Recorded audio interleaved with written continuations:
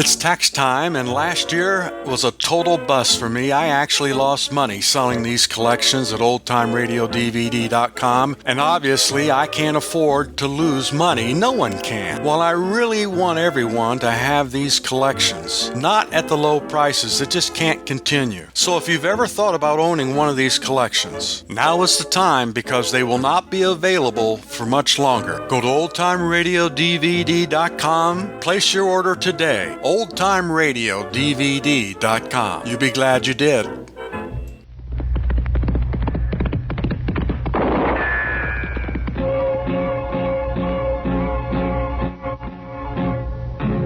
Gunsmoke. Around Dodge City and in the territory on West, there's just one way to handle the killers and the spoilers, and that's with a U.S. Marshal and the smell of gun smoke.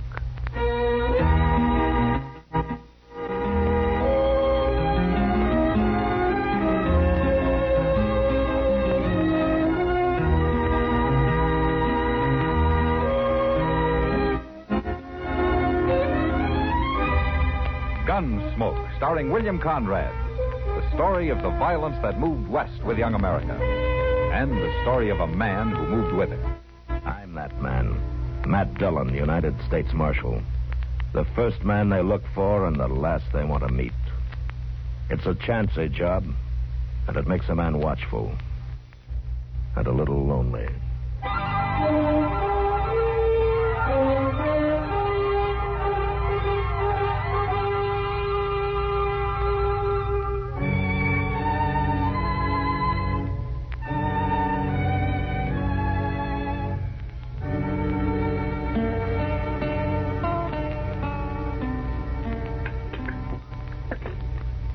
Mr. Dillon, you want another cup of coffee? No, I don't think so, Judge.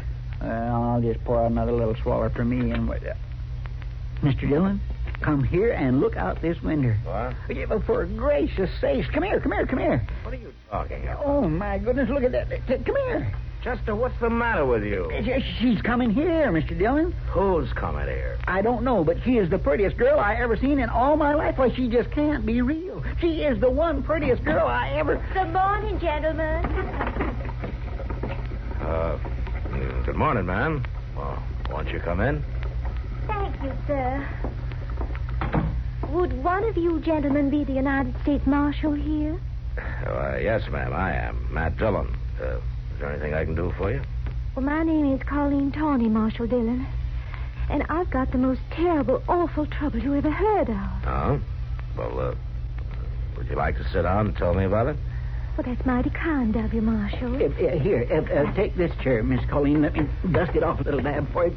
I'm right obliged to you, Mr. Chester Wesley Proud. How do you do, ma'am?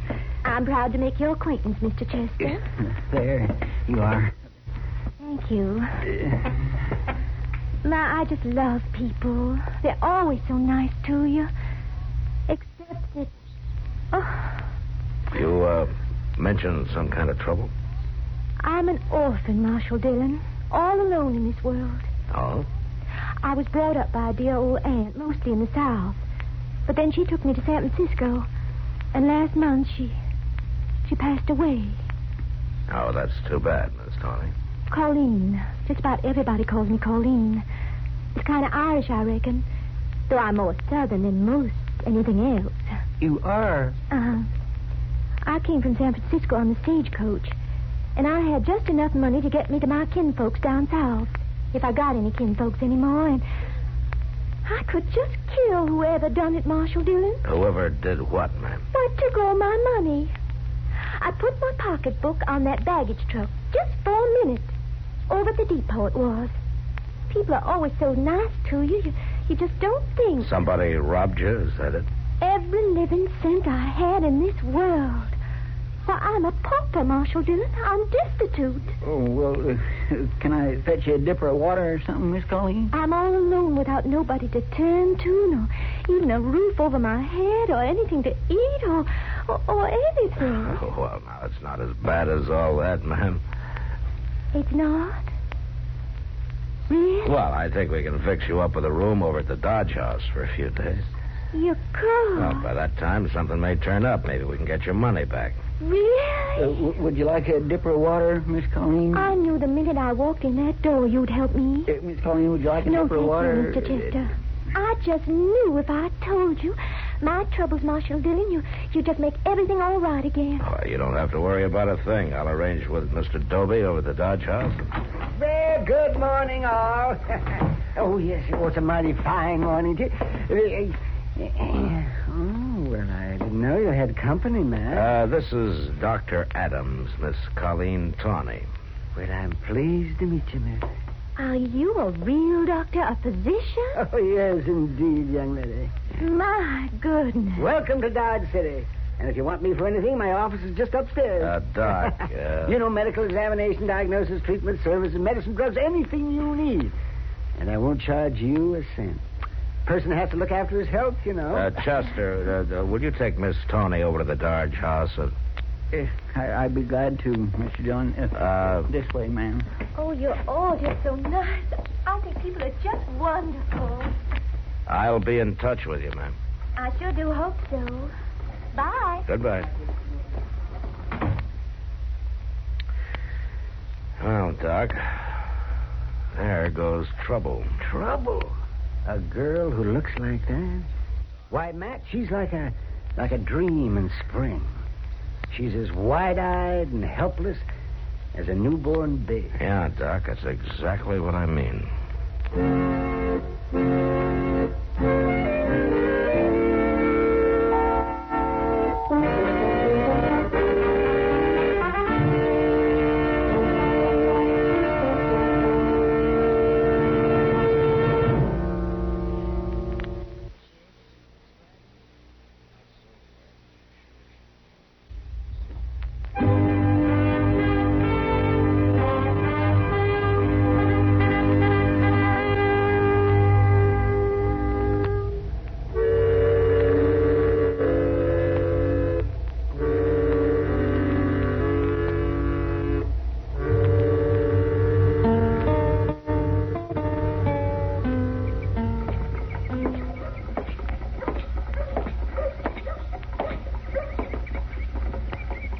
Huh.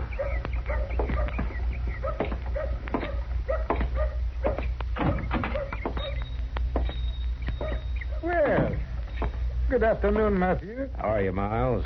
Something I can do for you, is there? Oh, no, I was just passing by and I saw Chester back there. Looks like he's stocking up for a trip or something. I haven't seen any of his money yet. Well, you're not likely to. Chester isn't exactly the biggest spender in the world. Oh, I've often suspected that, Matthew. Hello, Chester. Well, hello there, Mr. Dillon. What in the world are you doing here? No, I just came in to satisfy my curiosity. Curiosity? Mm-hmm. About what? You going on a buffalo hunt or something? No, sir. I was just thinking of buying a few groceries. If I can find anything here that's fit to eat. Fit to eat? Oh, well, now, Mr. McTagg, I didn't mean nothing by that. I beg to tell you that you're in the establishment of Miles McTagg, a name that stands for principle, integrity, moral You're responsibility. getting started, and I didn't mean for you to get started. I'm a man who believes in honest toil for an honest profit, and no shilly-shallying around. A man who gives honest value on every item in the... And whoever started that rumor about weevils in my flour barrel is an outright liar. Sure, Mr. McTagg, sure. Anybody can get weevils in hot weather. Well, of course they can. Yeah. Well, now, are you really planning to buy anything, Chester? Well, sure I am. What? Well, whatever somebody could use if they're not set up to cook, if they're just living in one room. Well, a few pounds of beans and some cracklings ought to do it. Well, sure, for a mule skinner, I need something better than that. What's the matter with all this stuff you already got picked out, Chester? Well, now, sir, that's kind of what I had in mind. No? Beans and cracklings ain't fit for a lady. Lady? Ah, so that's it. Now I know what you're up to. Well, now, Mr. Dillon, Colleen Tawney, is it? Well, I haven't seen that girl yet, but she certainly must be something. She's got everybody turning handsprings, eh? Yeah, she sure has, Mom. Well, now, she's just a kid. Somebody's got to look after her, that's all. Somebody's already looking after her. I sent over a load of food a couple of hours ago. You did? Aye. Bull Rieger bought it. Bull Rieger? He's old enough to be her father. He didn't act very fatherly, all dressed up as though he was going to a preaching. Oh, that old fool. Well, now I hear it. He's quite the devil with the women, Chester. You're going to have to get up and hump some if you're going to run rivals with him. Look here. Never mind, Chester. Look, before you pay for this stuff, I think I'll go over and have a little talk with Miss Tawny.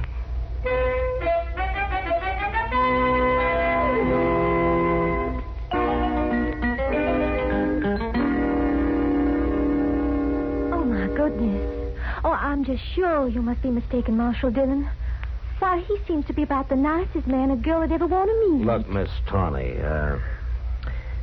you're young, and I've known Bull Rieger for a long time. He's a rough, tough, hard-living old devil, and he's just no kind of a man a young girl ought to associate with, that's all. Oh, my dear aunt always said, rest her soul, that innocence is its own defense. Yeah, but your aunt never met Bull Rieger. Now, Marshal Dillon, Mr. Rieger is just being kind and helpful, just like you are. Yeah, sure. Everybody's been so nice and thoughtful. Mr. Chester's already been by 3 times today. Doc was here, That too. old goat here, too. He took my temperature and my pulse and said I was just fine as far as he could tell. Yeah, And look, Mr. Rieger just insisted on helping me. He said he had a little old empty house up the street. Yeah, that would be the old Sackler place. Well, he said I could just live in it for nothing as long as I pleased. And, of course, I told him I wouldn't think of such a thing. Well, good. And then he said he'd give me the house. Give it to you? Mm-hmm. That's exactly what I'd done. Don't you know how to knock, Rieger? Not when the door's open, Marshal. Well, I went and done it, little lady. Got it drawed up all proper and legal over at the bank. There's the deed. Ah, Mr. Rieger. The house is yours. Lock, stock, and barrel. No strings on it. You can move in right now if you're a mind to. Isn't it wonderful, Marshal Dillon? Yeah, it's great. Well, I'm just going to sit right down and read this little old paper right through. Rieger, would you come out into the hall for a minute? I'd like to talk to you.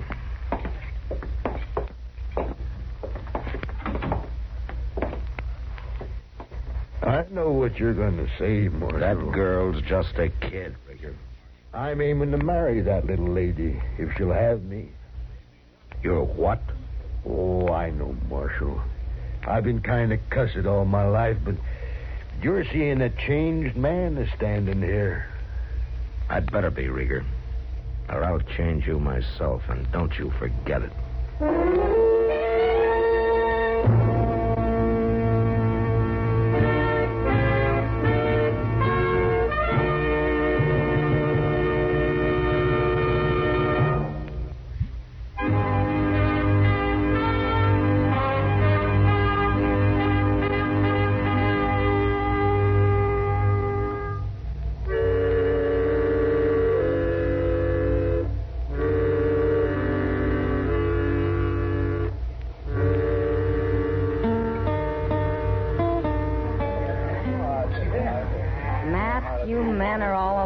Every last one of you. Is that something you just learned recently, Kitty? No, but I sure been reminded of it the last 3 days, watching them all flutter around that little Colleen Tawny. Now, don't count me in on that, Kitty. I'm only helping her. She's just a kid.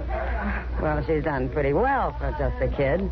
Flat broke 3 days ago. Now she's got a house of her own, enough food to last her a month. Well, Kitty. Chester runs over there 3 and 4 times a day with something else for her to eat. Doc stops by morning and night to check on her health. I feel sorry for her, Kitty. She's an orphan. She probably drowned her parents. Now, Kitty. Matt, I know these helpless little southern belles, especially the big green-eyed kind. Sam will never hire one here in the Long Branch, and I go right along with him. But why?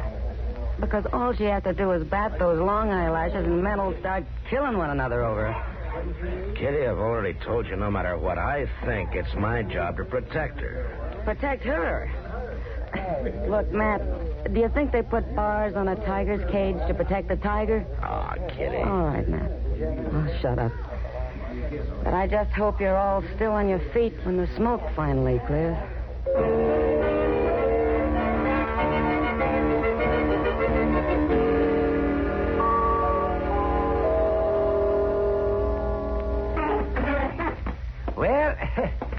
getting late, Matt. Yeah, that's right, Doc. Guess I better be running along. Won't do you any good, though, Doc. Bull Rieger's calling on her. He's been over there all evening. He has? Uh-huh. Chester's hanging around outside in case she needs help, as he puts it. I can't find it. She's more than likely will, too, with that ruffian in the house. She ought to have a cultured man, I guess. Nice and refined. You happen to know anybody like that, Doc? Well, yes, I do. I've been kind of thinking some the last few days. Forget it. You're old enough to be her grandfather. But in Europe, they don't look at it like that. They're civilized. Yeah, but this happens to be Dodge City, Doc. Oh, well, at least a man can dream. Yeah, I guess so. I'm just talking, man. I just like sitting and looking at her. You and Chester both. That Bull Rieger, though. I do believe he's real serious. Well, he sure acts like it. All right, Marshal, where is she? What have you done with her? What's the trouble, Rieger? Well, she's gone. That's the trouble. Yeah. Bag and baggage, and you had something to do with it. Oh, now, wait a minute. She is gone, Mr. Dillon. And she's took all her belongings. I went in the house and looked. Oh? She must have snuck out the back way. I was right out there in front the whole time. Were you out in front, too? Well, we was sitting and talking, and I was teaching her draw poker, and I reckon I must have dozed off for a minute. Drunk, more than likely. Never you mind, Doc. I got the stomach for a fair amount of liquor, but she just kept filling up my glass. So you taught her draw poker, huh? How much did you lose, Rieger? About $100, as far as I could tell, but how'd you know I lost? That's pretty easy. You mean you reckon she was cheating, Marshal? Huh? You were there. But I wasn't paying no attention. I figured it was just a joke, sort of. I kept plaguing her to marry me, and she was wearing a real pretty lacy thing. And you paid too much for it, Rieger. Oh, come on in, Miles. It's open house. I could have sold you one of them house robes for half the price. Well, never mind that now. You got to do something, Marshal. You got to find her. She left town on the 10 o'clock train. Are you sure of that, Miles? I walked her to the station. Fine young woman. I'm real glad I didn't meet her any sooner. I might have cut up as crazy as Rieger here. Marshal, you got to send a wire. Have her took off the train. Are you willing to go into court, Rieger, and tell what happened? Yes, I sure am, Marshal. I'd go in...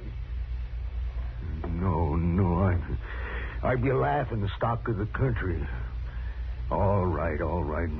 At least she couldn't take the house with her. No, and a mighty lucky thing for me, she couldn't. What do you mean? She sold it to me. Signed over the deed and everything. $600 cash. What? Well, it's worth $1,000. Aye, that's about what I figured it at. Marshal, I'm sorry, Rieger, but you gave it to her. No strings. Now, if she wanted to sell it to Miles, she had a legal right to. If I get my hands on that girl, so help me, I'll... You won't do anything, Rieger. Nobody will. We've all been outsmarted. There's nothing we can do about it but just sit still and keep our mouth shut. Yeah, but I'd... Doc's right. You forget it, Rieger. You can afford it. Well, at least we've learned one thing from all this.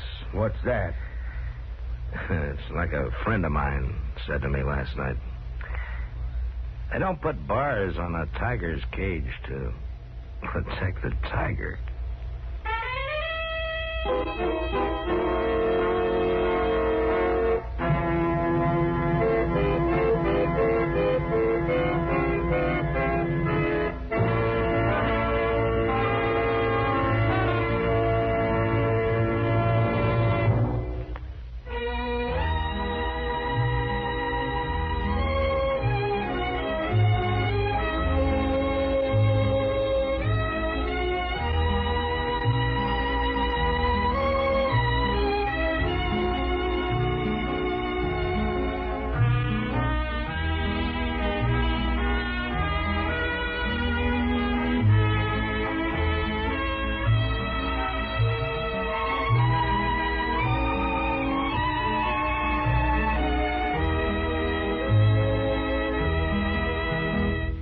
Gunsmoke. Produced and directed by Norman McDonald.